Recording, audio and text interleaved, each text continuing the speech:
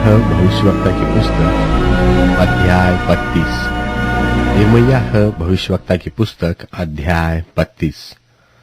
यहूदा के राजा सिदकिय्याह के राज्य के 10वें वर्ष में, जो नबूकदनेस्सर के राज्य का 18वां वर्ष था, यहोवा की ओर से यह वचन यिर्मयाह के पास पहुंचा।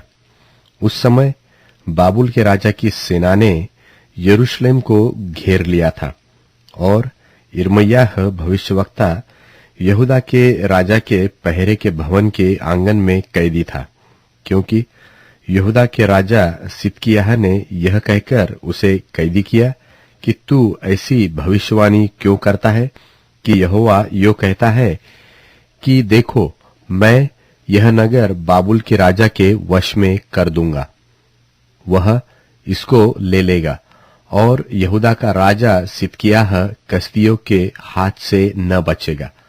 वह बाबुल के राजा के वश में अवश्य ही पड़ेगा और यह और बाबुल का राजा आपस में आमने सामने बातें करेंगे और उनकी 4 आंखें होंगी और वह सिदकिय्याह को बाबुल में ले जाएगा। और यहोवा की यह वाणी है कि जब तक मैं उसकी सुधि न लूं तब तक वह वही रहेगा। सो तुम लोग कसदियों से लड़ो तो लड़ो, परंतु तुम्हारे लड़ने से कुछ न बन पड़ेगा।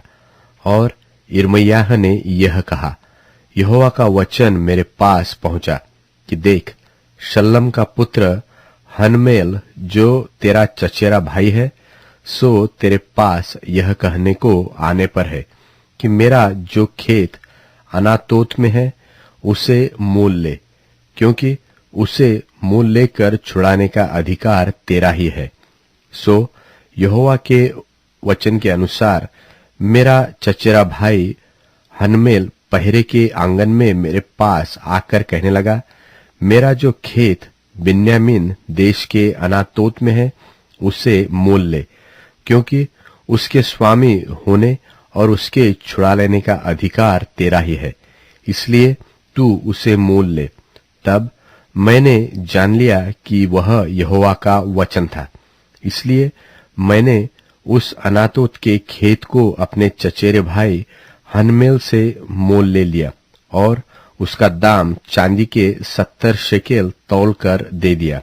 और मैंने दस्तावेज में दस्तखत और मुहर हो जाने पर गवाहों के सामने वह चांदी कांटे से तौलकर उसे दे दी।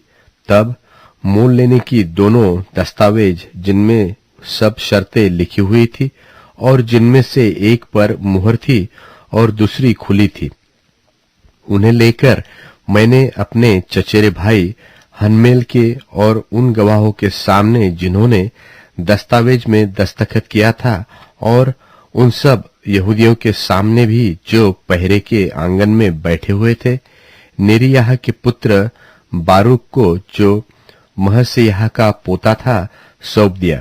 तब मैंने उनके सामने बारूक को यह आज्ञा दी कि इस्राएल के परमेश्वर सेनाओं के यहोवा ने यो कहा कि जिस पर मुहर की हुई है और जो खुली हुई है, मोल लेने की दस्तावेजों को लेकर मिट्टी के बर्तन में रख, ताकि ये बहुत दिन तक रहे, क्योंकि इस्राएल का परमेश्वर सेनाओं का यहोवा यो कहता है कि इस देश में घर और खेत और दाख की बारियां फिर बेची और मोल ली जाएगी।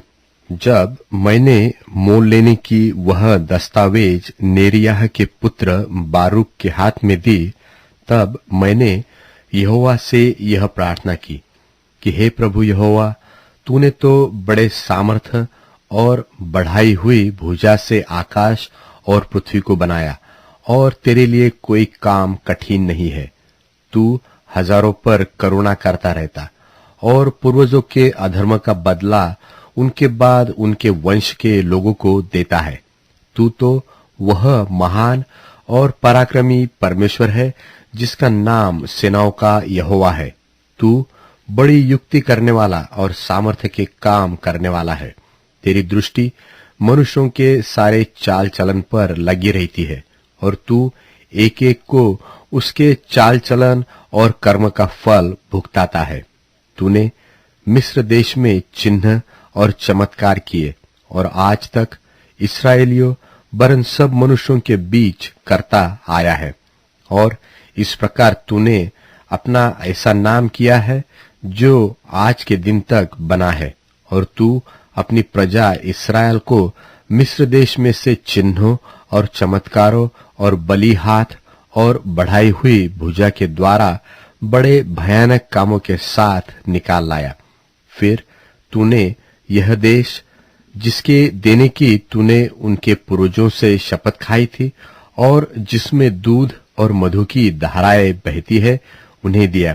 और वे आकर इसके अधिकारी हुए, तो भी तेरी नहीं मानी और न तेरी व्यवस्था पर चले, वरन जो कुछ तूने उनको करने की आज्ञा दी थी उसमें से उन्होंने कुछ भी नहीं किया। इस कारण तूने उन पर यह सब विपत्ति डाली है। अब इन दमदमों को देख, वे लोग इस नगर के लिए ले लेने के लिए आ गए हैं और यह नगर तलवार, महंगी और मरी के कारण इन चढ़े हुए कसदियों के वश में किया गया है। और जो तूने कहा था वह अब पूरा हुआ और तू इसे देखता भी है। तो भी हे यहोवा प्रभु, तूने मुझसे कहा है कि गवाह बुलाकर उस खेत को मोल ले, परंतु यह नगर कसदियों के वश में कर दिया गया है। तब यहोवा का यह वचन यिर्मयाह के पास पहुंचा कि मैं तो सब प्राणियों का परमेश्वर यहोवा हूं। क्या कोई काम मेरे लिए कठिन है? सो यहोवा यो कहता है कि देख, मैं यह नगर कसदियों और बाबुल के राजा नबूखदनेस्सर के वश में कर देने पर हूं। सो वह इसको ले लेगा और जो कसदी इस नगर से युद्ध कर रहे हैं वे आकर इसमें आग लगाकर इसे फूंक देंगे। और जिन घरों की छतों पर उन्होंने बाल के लिए धूप जलाकर और दूसरे देवताओं को तपावन देकर मुझे रिस दिलाई है, वे घर जला दिए जाएंगे, क्योंकि इस्राएल और यहूदा वह काम जो मुझे बुरा लगता है वही लड़कपन से करते आए हैं। और इस्राएल अपनी बनाई हुई वस्तुओं से मुझको रीस ही रीस दिलाते आए हैं। यहोवा की यह वाणी है कि यह नगर जब से बसा है तब से आज के दिन तक मेरे क्रोध और जलजलाहट के भड़कने का कारण हुआ है। अब मैं इसको अपने सामने से इस कारण दूर करूंगा कि इस्राएल और यहूदा अपने राजाओं, हाकिमों, याजकों और भविष्यवक्ताओं समेत, क्या यहूदा देश के, क्या यरूशलेम के निवासी, सब के सब बुराई पर बुराई करके मुझको रीस दिलाते आए हैं। उन्होंने तो मेरी ओर मुंह नहीं वरन पीठ ही फेर दी है। मैं उन्हें बड़े यत्न से सिखाता आया हूं, परंतु उन्होंने मेरी शिक्षा को नहीं माना, वरन जो भवन मेरा कहलाता है उसमें भी उन्होंने अपनी घृणित वस्तुएं स्थापन करके उसे अशुद्ध किया है। और उन्होंने हिन्नोमियों की तराई में बाल के ऊंचे ऊंचे स्थान बनाकर अपने बेटे बेटियों को मूलक देवता के लिए होम किए, जिसकी आज्ञा मैंने कभी नहीं दी और न यह बात कभी मेरे मन में आई कि ऐसा घृणित काम किया जाए जिससे यहूदी लोग पाप में फंसे। परंतु अब इस्राएल का परमेश्वर यहोवा इस नगर के विषय में जिससे तुम लोग तलवार, महंगी और मरी के द्वारा बाबुल के राजा के वश में पड़ा हुआ कहते हो, यो कहता है कि देखो, मैं उनको उन सब देशों से जिनमें क्रोध और जलजलाहट और प्रकोप में आकर उन्हें बरबस कर दूंगा, लौटा ले आकर इसी नगर में इकट्ठे करूंगा और निडर करके बसा दूंगा, और वे मेरी प्रजा ठहरेंगे और मैं उनका परमेश्वर ठहरूंगा। और मैं उनका एक ही मन और एक ही चाल कर दूंगा कि वे सदा मेरा भय मानते रहे, जिससे उनका और उनके बाद उनके वंश का भी भला हो, और मैं उनसे यह वाचा बांधूंगा कि मैं कभी तुम्हारा संग छोड़कर तुम्हारा भला करना न छोड़ूंगा, और मैं अपना भय उनके मन से ऐसा उपजाऊंगा कि वे कभी मुझसे अलग होना न चाहेंगे, और मैं बड़ी प्रसन्नता के साथ उनका भला करता रहूंगा और सचमुच उन्हें इस देश में अपने सारे मन और प्राण से बसा दूंगा।